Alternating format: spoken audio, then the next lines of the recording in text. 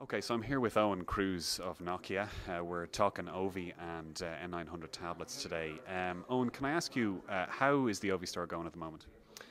So it's obviously still in its initial stages, really. I mean, the first kind of 6 months was a very big learning curve as to how we get on with it. The reality, I suppose, was that maybe it wasn't as durable as it needed to be. But version 2 is out now, performing much better, thankfully, and getting across a good spread of devices. Have you had any criticism about the usability of it?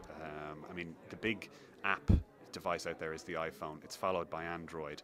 People who are using Ovi for the first time, it's a different experience. What would you say about that? I think, yeah, it's back to we're on a pretty serious learning curve, I would say. Version 1 was I'll call it flaky, at a little bit risque, but that's what it was. Version 2, much more stable, much better experience. I think people who've used the App Store have a very clear view as to what an App Store should look like, and I think we need to understand as an organisation what we want Ovi Store to be. And I think we want it to just be a place you can go and get content and not necessarily be comparable or compared to all of the others that are out there now. And how many apps are there on the Ovi store at the moment? So currently there is about 7,000 apps up there, and we're adding about 500 pieces of content a week to the store at the moment. We do expect that to ramp up, probably to be by mid-year about 1,000 or a little over a week being added to it. And how many Irish apps would you have there at the moment? Hard to say if I'm 100% honest. Really, we're just at the initial stages of starting to engage with developers and all of that kind of stuff. Certainly, I've seen 10 to 20 appearing in the regular feed, I would say, of the most popular apps. But again, it's quite localized, so they're probably quite small numbers of download here. And how many downloads have there been from the Ovi store? It's about just under 1 million is where we're at the moment. In total? That's to say did I not hear a figure there was 1 million a day, no? So, sorry, yes, the total number I don't have off the top of my head because they're kind of segregated into different worlds, but what we do have is just under 1 million a day is where we're at the moment in its totality. Is Ovi committed to Symbian Series 60 in terms of the device, the platform to deliver Ovi on? I mean, you've just released, we're looking at over there, the Mimo 5 device, the N900 tablet. But is Ovi committed to using Symbian Series 60? The plan for Ovi is to ensure that it's available on as many Nokia devices as possible. So we have a huge base of Series 40 as handsets.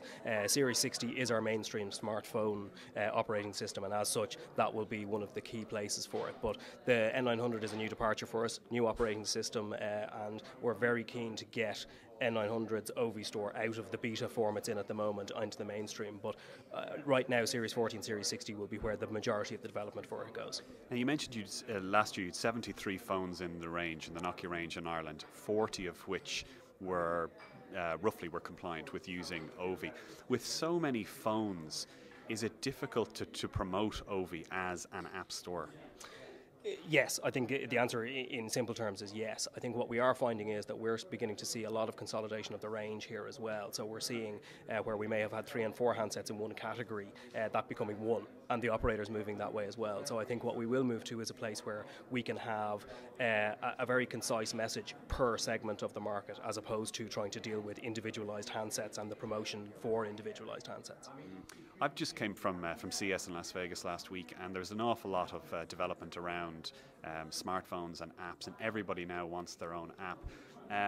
The iPhone apps and Android obviously they're doing pretty well, they're growing exponentially. Is there a sense that Ovi and Nokia are kind of catching up in this market, or do you believe that this is a slightly different market? I think it is a slightly different market given the breadth of devices that we have in the range, and we're targeting not just one segment of people, we're targeting kind of a huge widespread of people. I think it wouldn't be correct to say that we're not playing catch up, that we are, as lots of people are at this point in time. There's a clear leader at the moment in that whole app world, and everyone wants to be up there. I think the advantage we have is that we have lots of developers, lots of willing people to get involved and to work with Nokia to make sure that Ovi is a success, and that's what we need to focus on right now. Finally, Nokia used to be the biggest innovator in terms of mobile phones. It used to really lead the market. Arguably, there is a perception that most of the innovation in smartphones in particular is not happening within Nokia. It's happening with the likes of Apple, with the likes of HTC, Google's Nexus One, all that kind of stuff. Would it be fair to say that Nokia is beginning to slip into the brand of a phone for maybe for either an entry-level phone or a phone for sort of maybe older people who have always used Nokias? I think we certainly could have seen to be in that game as we got through last year. There's been a huge consolidation of the range and how we move forward, and also where we segment our handsets now is changing quite significantly. We've always made a lot of smartphones based on Series 60 operating system that have never been treated as smartphones, and I think we as an organisation, we as in our promotion of our devices, need to understand what people now view a smartphone is and needs to be. Part of that is the application bit, obviously, but the rest of it is what is the functionality that people want from the handset, and we need to start promoting that the handset can do it, because I think that's where we are missing that little link at the moment. Where we will see this year is an awful lot more touchscreen handsets coming, an awful lot more side slide with QWERTYs coming, which almost paint that picture of being a smartphone. And I think that's what we need to do, is push our Series 60 and our N900 as hard as we can to make sure that people understand the functionality that a smartphone should deliver is being delivered today out in the market with Nokia devices. When will the N900 be out in the Irish market? March. And do you have a price point yet? Currently, the SIM-free price at the moment is $599, including VAT. We're still playing with the subsidy prices that the operators actually will charge. There's been a little bit more interest now than there was maybe late last year, so there's a bit of juggling going to go on there as well. Okay, I also see you've the Nokia booklet 3G laptop over there. Any news about when that'll be out in the Irish market? We're currently looking at week 14, which is that first week in April, to be able to get proper supply into Ireland. A lot of interest in it, to be fair. The built-in SIM is obviously a huge thing, and having 3G built in, but everyone is asking, is the 11-12 hours battery time there, and it is. I'm lucky enough to have a proper CE one, obviously, but it's I was playing with it over Christmas. Absolutely ideal. About 11 hours is what I'm getting out of the battery in it. We'll see that in operator and SIM-free channels, which is quite a surprise to us, actually. We thought we would just see it. And the operator channel, but obviously it'll be locked to that operator.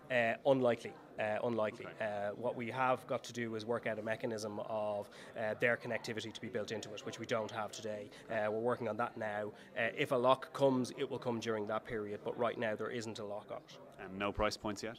Not yet. In the US, again, I saw it on sale in the US, and it was $600 SIM-free or $300 on an operator subsidy. Does that sound about right? We're unsure. The European pricing is slightly different, and the subsidy pricing, the SIM-free pricing in the US is subsidised also by Nokia, just as a promotional exercise to make sure it gets out there. We're evaluating all of them here at the moment, and our goal is to have it out at the most competitive price we can. Thanks a million. No problem.